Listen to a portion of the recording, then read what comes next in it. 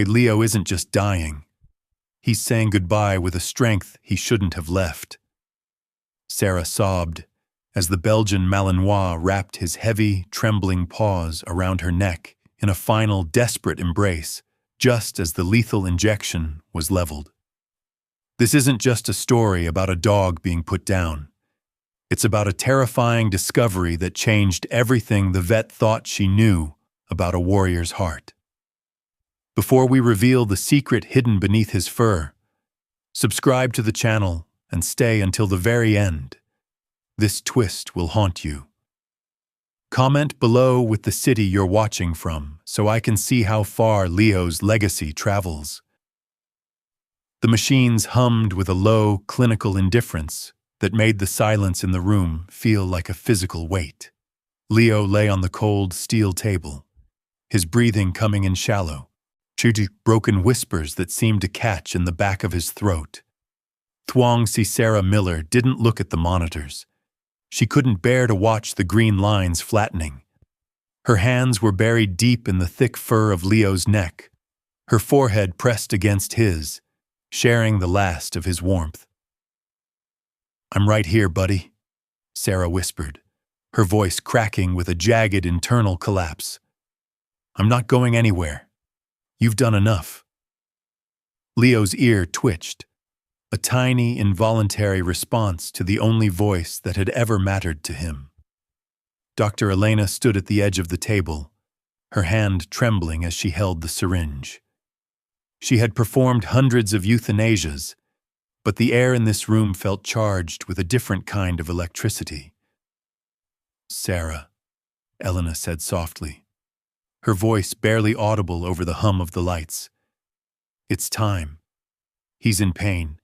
Too, his body is shutting down and we don't know why." Sarah nodded, but she didn't let go. She remembered the day she met Leo at the training facility, young, electric, and so intelligent it was almost intimidating. He wasn't just a tool for detection.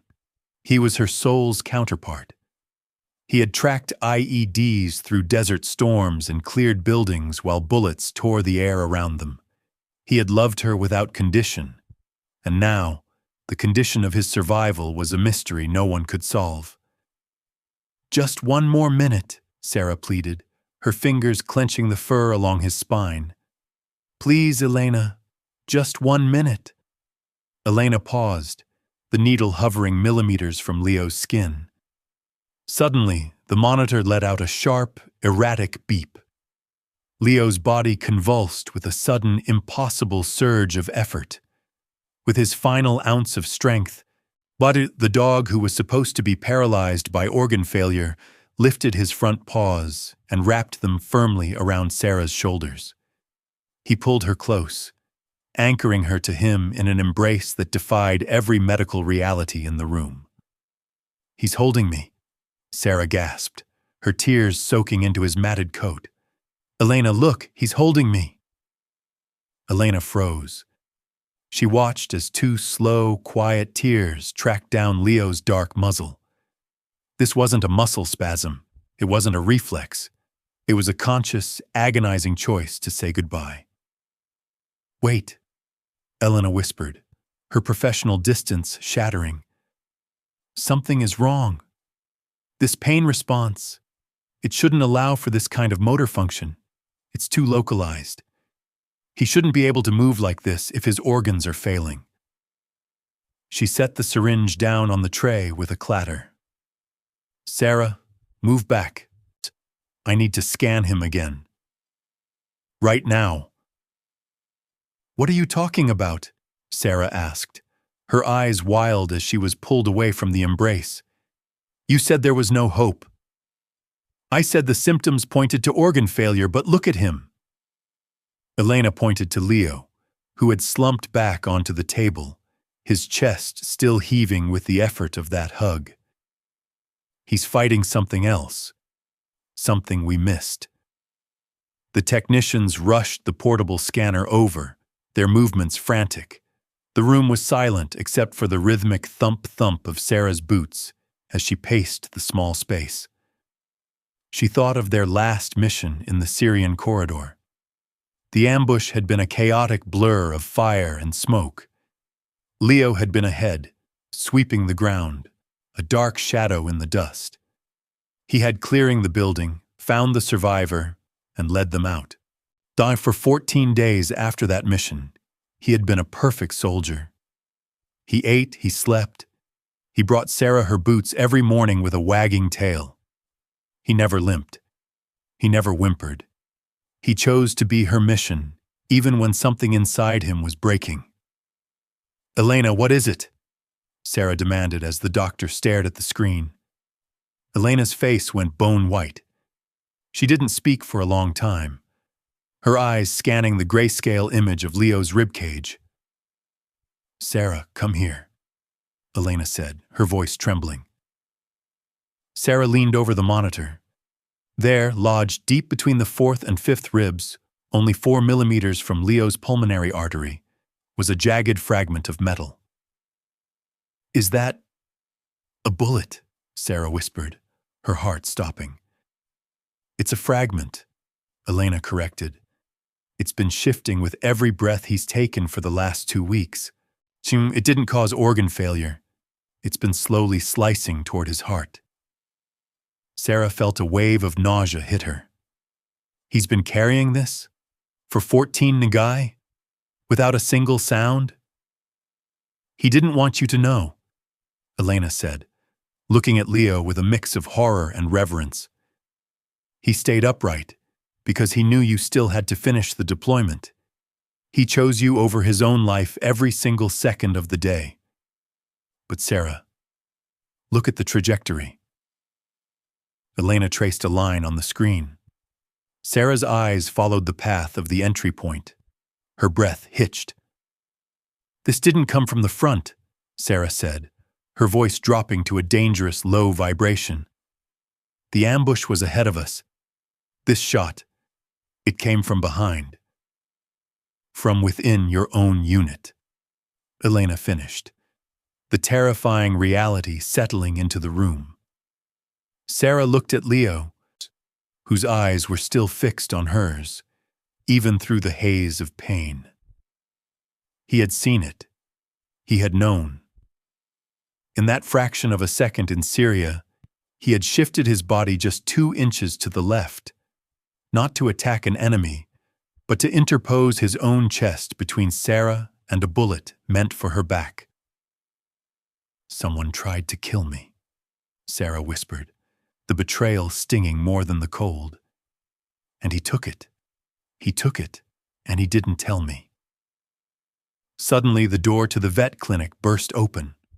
2 men in military police uniforms stood there, their expressions grim. "Thuong C. Miller," one of them said, his hand resting on his sidearm. "We need you to come with us. There's been a security breach in your unit's ballistic reports."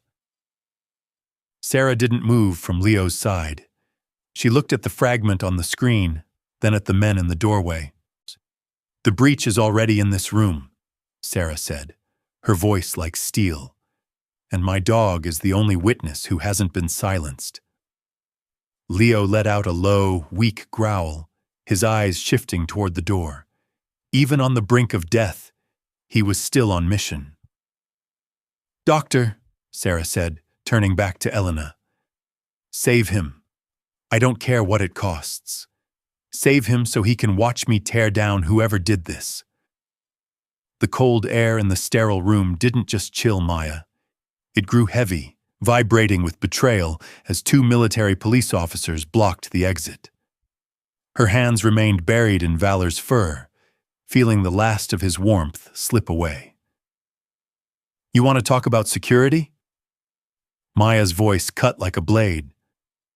"My dog is dying from a bullet fired by our own men, and you're worried about paperwork?" Valor let out a low, visceral growl, a warning to the predators in the room. Dr. Rachel Simmons didn't hesitate, her professional calm replaced by fierce protection. "I don't care who you are," Rachel snapped, her hands now steady as steel. This warrior is bleeding out because he chose to be a shield. Get out of my operating room. One officer reached for his radio, but Maya moved with lethal grace, intercepting him. Touch that, and I'll consider it treason, she hissed. Doctor, what do we do? Maya asked, her voice cracking as she looked at Valor's glazed eyes. Rachel admitted they couldn't extract the fragment here. It was too close to the pulmonary artery. We need Dr. James Harlow. He's the only one who can do this. Maya dialed a classified number. Harlow, it's Calloway. I need you at Fort Carson. Now. The surgeon's gravelly voice replied, and I heard he was being put down for organ failure. Maya glared at the officers. That report was a lie to silence the witness. They're here now. Harlow's response was immediate. Keep him alive for 60 minutes. I'm taking a bird. Don't let anyone touch him. Suddenly, the power flickered and died, plunging them into a velvet darkness. They cut the lines, Rachel whispered in horror. Without the ventilator, Valor was gone. Maya grabbed a manual pump, breathing for him in the red glow of emergency lights. Squeeze. Release. You aren't leaving me in the dark, Valor, she sobbed. A young corporal burst in, sweat-streaked and terrified. Sergeant Calloway, someone in command sent a kill switch command to this grid. He handed her a radio. Through the static, an officer Maya knew was giving orders. If the dog is still breathing when the surgeon arrives, we have a problem. Ensure the failure is total. He took a bullet for me, and you want to finish him on a table? Maya whispered in jagged fury. She ordered the corporal to bypass the junction box. Minutes felt like hours. Rachel checked Valor's pulse. He's fading, Maya. The fragment is shifting. Maya refused to stop pumping air. Suddenly, the roar of helicopter rotors rattled the windows. But as the lights returned, the monitor didn't show recovery. A long, flat tone filled the room, the sound of a world stopping. Valor's paws, once wrapped around Maya in a final hug, fell limp. No, stay with me, Maya screamed, beginning chest compressions. Dr. Harlow burst in, still in his flight suit, but stopped at the flat line. Calloway, move aside, he commanded. Maya didn't budge. He gave you 60 minutes, she gasped, her eyes locked on his. Now do your job. Harlow grabbed a syringe, his hands steady as he looked at the warrior who had bled in silence for 14 days. The high-pitched scream of the flatline vibrated through Maya's bones, signaling the end of her world. Dr. Harlow shoved his instruments aside, plunging into the crisis with millimeters of precision. Maya, step back, he roared, his professional mask finally cracking. Maya stumbled away, eyes fixed on Valor's unmoving chest, clutching the blue and gold yarn collar Emma had braided. You have to stay, Valor, she whispered. Emma is waiting. Inside the room, the air turned clinical and cold. Dr. Simmons assisted with steady hands as the monitor remained an agonizing line. But 4 minutes passed, an eternity in the red-lit hallway. Maya pressed her palm against the door, promising Valor a life in Montana with open land and the smell of pine. Suddenly, the monitor chirped, a single weak beep. He's back, Harlow breathed. He's not finished yet. The victory was short-lived as the heart rate spiked. The fragment is moving, Simmons shouted. Harlow's forceps disappeared into the incision, finally clamping onto the jagged metal that had been silent for 14 days. He pulled it free and held it to the light. It was a specialized round issued only to their own units. The betrayal was targeted. Outside, a fellow officer, a man Maya had trusted, approached with cold desperation, reaching for his holster. "You should have let him die," he hissed. But Maya didn't flinch. She stood her ground as a wall of soldiers. Tutu, who had served alongside Valor, moved in to block the traitor's escape. He bled in silence so she could breathe. A corporal growled, "You aren't going anywhere." Harlow finished the final sutures, his hands finally relaxing. He looked at the dog who had survived a flatline to protect his handler. He opened the door and nodded to Maya. She slumped against the frame, tears of relief falling as the steady beep of the monitor confirmed the warrior was safe. "Would you have the strength to talk to a door for hours, hoping your voice was the only medicine a heart needed?" Maya stayed by his side until the sun rose over the mountains, knowing Valor had won his hardest battle. The arrest of the officer in the hallway was silent, a sharp contrast to the chaotic beep of the monitors that had nearly signaled the end of Valor's life. Maya stood by the observation window, her hand still clutching the yarn collar. She watched as the internal affairs investigators led the traitor away in handcuffs, his cold, calculated eyes refusing to meet hers. Dr. Harlow approached her, wiping the remaining soot and sweat from his forehead with a sterile towel. "The fragment is out, Maya," he said, his voice gravelly with exhaustion.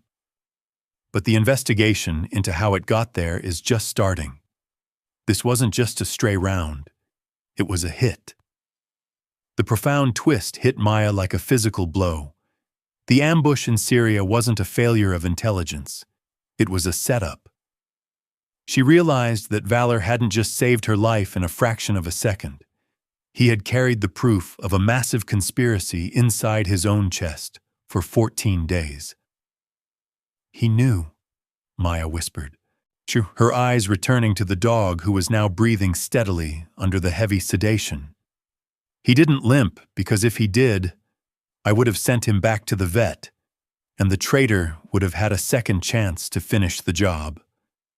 Harlow nodded solemnly, realizing the dog's silence was a tactical choice. The dramatic tension in the hospital wing didn't fade with the surgery's end.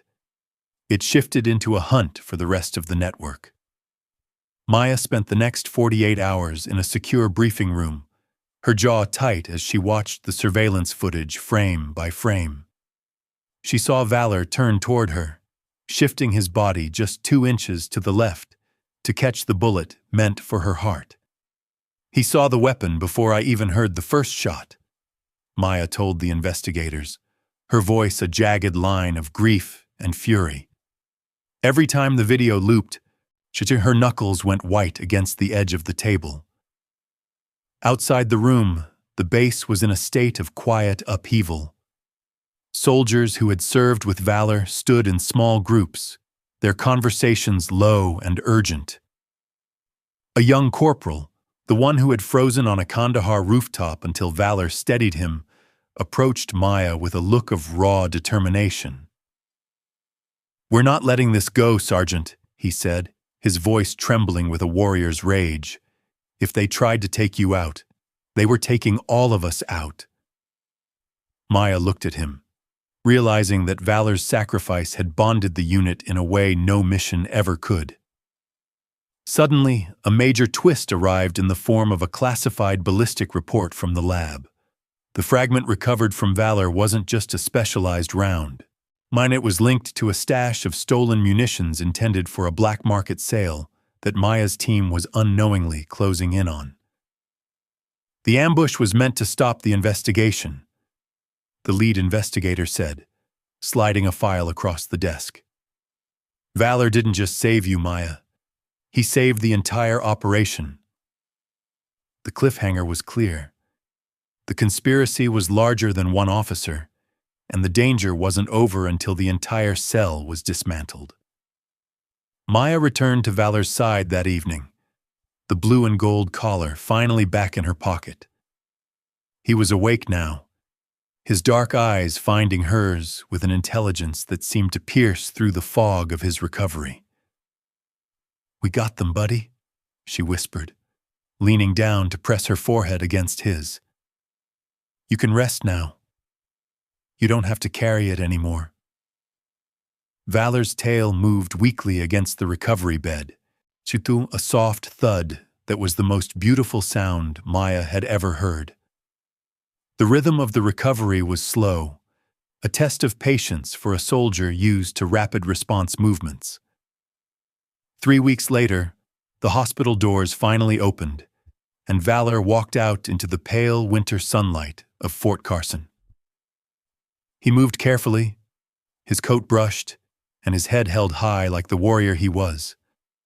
Dozens of soldiers stood in formation along the path, their dress uniforms crisp in the cold air. As he passed, each one raised their hand in a silent, profound salute to the dog who had taught them the true meaning of loyalty. Maya walked beside him, her hand resting on his shoulder, feeling the strength returning to his frame. She thought of Emma's drawing, the big brown dog with the red heart, and realized they were finally fulfilling the request written in crooked letters. "Come home, both of you." The mission wasn't Syria anymore. It was the open land of Montana she had promised him during the surgery. 6 months later, the sky over the Montana hillside was an enormous, cloudless blue. A little girl in a yellow dress came running across the grass, her voice ringing out with pure joy. "Valor!" she shouted, her arms wide. Valor, lying on the porch without a vest or a mission, lifted his head and saw her. He didn't hesitate. He met her in the middle of the field, a pile of fur and laughter and small hands buried in his coat. Maya stood on the porch, watching them, feeling the tightness in her chest finally release into a quiet, miraculous freedom. Would you have believed a dog could carry a secret that saved a nation? Or that a heart could stop and start again just to finish a mission of love? Valor was finally free, his warrior's soul resting in the grass of the home he had earned with every drop of his blood. Would you like me to finish this story with the final part, focusing on the ultimate legacy of Valor and the lives he changed? The legacy of the ambush in Syria did not end with the arrest of a single officer. It transformed the very soul of the unit. Maya sat on the porch of her new Montana home, watching Valor monitor the perimeter of the yard with a relaxed but observant gaze. The stillness of the mountain air was a stark contrast to the sterile, humming silence of the veterinary hospital, where she had almost said her final goodbye. She reached into her pocket and pulled out the small, jagged fragment of metal Dr. Harlow had extracted from Valor's chest. It was a cold, ugly reminder of a betrayal that had nearly cost her everything, but it was also a testament to a love that medicine could not fully explain. "You saved more than just me that day, Valor," she whispered, her voice caught in the wind. Valor's ears twitched toward her, but he did not leave his post near Emma, who was busy decorating a wooden birdhouse with bright, messy colors. The first major twist of their new life arrived not through a threat, but through a letter from the Department of the Army. Maya opened the envelope with trembling hands, expecting more bureaucratic paperwork regarding the investigation into the traitorous officer. Instead, she found an invitation to the Pentagon. Valor was being considered for the Distinguished Service Cross, a high honor rarely bestowed upon a military working dog. "They want to give you a medal, buddy," Maya said, her eyes filling with a mixture of pride and a lingering, jagged grief. Valor gave a single, firm wag of his tail, his dark eyes reflecting the unwavering devotion that had carried him through 14 days of silent agony. But the mini-climax of pride was quickly overshadowed by the realization that returning to the East Coast meant facing the memories she had worked so hard to bury in the Montana soil. The journey to Washington, D.C. was a blur of high-altitude anxiety and the familiar weight of Valor's head resting on her boots. As they stood in the hallowed halls of the Pentagon, the rhythm of the city felt abrasive compared to the quiet pine forests they had grown to love. A high-ranking general approached them, his eyes lingering on the scars hidden beneath Valor's glossy coat. "Sergeant Calloway, the evidence provided by this animal didn't just expose a traitor," the general said, his voice dropping to a low, respectful tone. "It revealed a systemic flaw in our tracking of specialized munitions. Valor saved lives he will never even meet." The profound twist came when the general handed Maya a second folder. It contained the records of the families Valor had protected by intercepting that bullet. Among them was the corporal from Kandahar, whose son was now old enough to walk because Valor had once chosen to stay when everyone else ran. The ceremony was a testament to the bond that defies species, a moment where the entire military community bowed its head to a warrior on 4 legs. When the medal was pinned to Valor's tactical collar, the room erupted into a standing ovation, but Maya only saw the dog who had licked her hand during her worst nightmares. The cliffhanger of the event was the sudden appearance of Dr. Rachel Simmons, the vet who had nearly administered the final injection. She looked at Valor, then at Maya, her face flushed with the same human emotion that had saved him that night at Fort Carson. "I still can't explain it, Maya," Rachel said, her voice shaking. "By all medical accounts, he should have died in that room. He stayed for you." Returning to Montana felt like a descent into a much-needed peace. But the final test of Valor's recovery was still to come. Emma had grown increasingly protective of her guardian, her childhood innocence replaced by a quiet, serious understanding of what it meant to be a soldier. One afternoon, while they were hiking near a creek, a sudden rock slide blocked their path, sending a spray of gravel and dust into the air. Maya's heart spiked, the sound echoing the ambush in Syria. She reached for Valor, but he was already moving, his body a dark, fluid shape as he positioned himself between the falling debris and the little girl. He didn't flinch. He didn't run. He stood his ground until the mountain fell silent. The tension broke as Emma laughed, throwing her arms around Valor's neck, completely unaware of the panic that had just gripped her mother. "He's my hero, Mommy!" she shouted, her voice ringing across the valley. Maya knelt in the grass, her hands buried in Valor's fur, feeling the steady, rhythmic beat of the heart that had stopped and started again just to stay in this world with them. The major twist of the afternoon was the realization that Valor wasn't just healing. He was whole. The warrior was still there, but the war was finally over. As the sun set over the Montana Ridge, painting the sky in shades of violet and gold, Maya stood on the porch with a sense of clarity she hadn't felt since before Syria. She had lost her trust in the uniform for a moment, but she had found it again in the loyalty of a dog who did not know how to calculate the cost of his own life.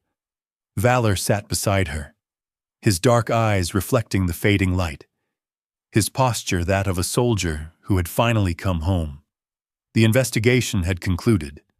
The traitors were behind bars, and the Sterling family was no longer a story of loss, but one of miraculous survival. Maya looked down at the braided yarn collar Emma had made, the blue and gold colors still vibrant despite the wear and tear of the mission. She realized that loyalty isn't just a trait. It's a choice made every single morning, with or without a bullet in your chest. Valor had chosen her every day for 4 years, and in the end, that choice was the only thing that mattered. She leaned down and pressed her forehead to his, a silent oath of her own. "We're home, Valor," she whispered.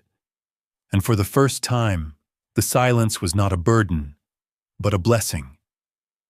Loyalty is a debt paid in blood, but it is a currency that buys the only true freedom a warrior will ever know.